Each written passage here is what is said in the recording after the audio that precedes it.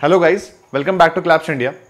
Normally हम लोग income tax return due date के अंदर फाइल करने का ट्राई करते हैं, बट इफ़ इन केस अगर हम लोग ड्यू डेट के आसपास या उसके अंडर हम फाइल नहीं कर पाते हैं तो हमें क्या ऑप्शन मिलता है और हम कैसे अपना रिटर्न फाइल कर सकते हैं, कर भी सकते हैं कि नहीं कर सकते हैं और क्या टाइमलाइन होती है, ये जानेंगे हम इस वीडियो में। और क्या क्या कॉन्सिक्वेंसेज होते हैं उसके, ये भी जानेंगे। तो चलिए शुरू करते हैं।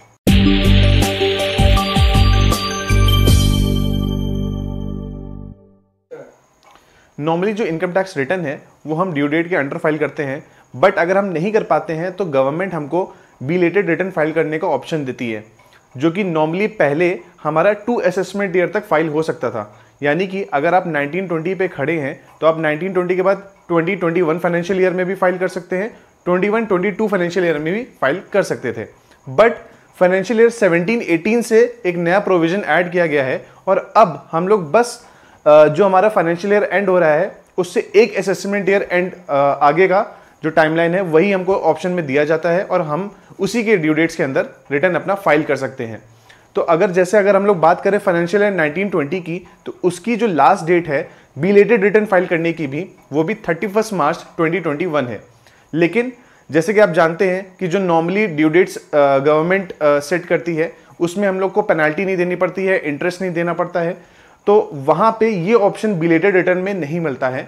अगर ड्यू डेट्स जैसे इस बार की 10th ऑफ जनवरी थी इंडिविजुअल्स के केस में और 15th ऑफ फरवरी थी टैक्स ऑडिट के केस में, तो अगर इस लिमिट के अंडर हमने रिटर्न फाइल कर दिया होगा तो हमारी पेनाल्टी इंपोज नहीं होती है। बट अगर हम लोग उस ड्यू डेट के बाद से टिल 31 ऑफ मार्च 2021 तक अगर हम लोग रिटर्न फाइल करते हैं तो पेनाल्टी इंपोज होती है अगर हमारी इनकम बेसिक एग्जम्पशन लिमिट से ज़्यादा होती है। यानी कि अगर हमारी इनकम 2.5 लाख से ज़्यादा है और 5 लाख से कम है तो 1000 रुपये पेनाल्टी लगेगी, और अगर हमारी इनकम 5 लाख से ज़्यादा है तो 10,000 पेनाल्टी लगेगी। अब यहाँ पे एक और क्लॉज ऐड हो जाता है इंटरेस्ट का, 234F सेक्शन के अंडर अगर आपका जो भी टैक्स बनता होगा तो उस पर 1% पर मंथ के हिसाब से भी आपको इंटरेस्ट लगेगा। तो रिटर्न तो फाइल कर सकते हैं, बट ऑब्वियसली उसके बहुत सारे कॉन्सिक्वेंसेज होते हैं जो मैं अभी आपसे डिस्कस कर रहा हूं। तो एक तो आपकी पेनाल्टी जो कि इंपोज होनी है अगर आप 2.5 लाख के ऊपर दिखाते हो, और आपका जो लॉस है अगर आप बिजनेस लॉस लेके चल रहे हो या कैपिटल लॉस लेके चल रहे हो तो वो भी आप कैरी फॉरवर्ड नहीं कर सकते हो बिलेटेड रिटर्न के केस में। रिफंड्स अगर आपके बन रहे हैं, अगर आपका फाइनेंशियल पे अगर आपका रिफंड क्लेम हो रहा है तो वो भी बहुत डिले प्रोसेस किया जाता है इनकम टैक्स के थ्रू। ऑब्वियसली बिलेटेड रिटर्न को थोड़ी सी कम प्रायोरिटी दी जाती है, रादर की जो ड्यू डेट्स के अंडर फाइल हुए हैं उनको ज़्यादा प्रायोरिटी दी जाती है।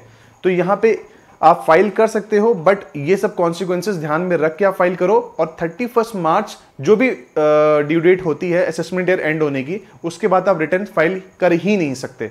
यानी कि अगर आपको रिटर्न फाइल करना है तो आप ज़रूर से ज़रूर 31 मार्च 2021 से पहले कर लें।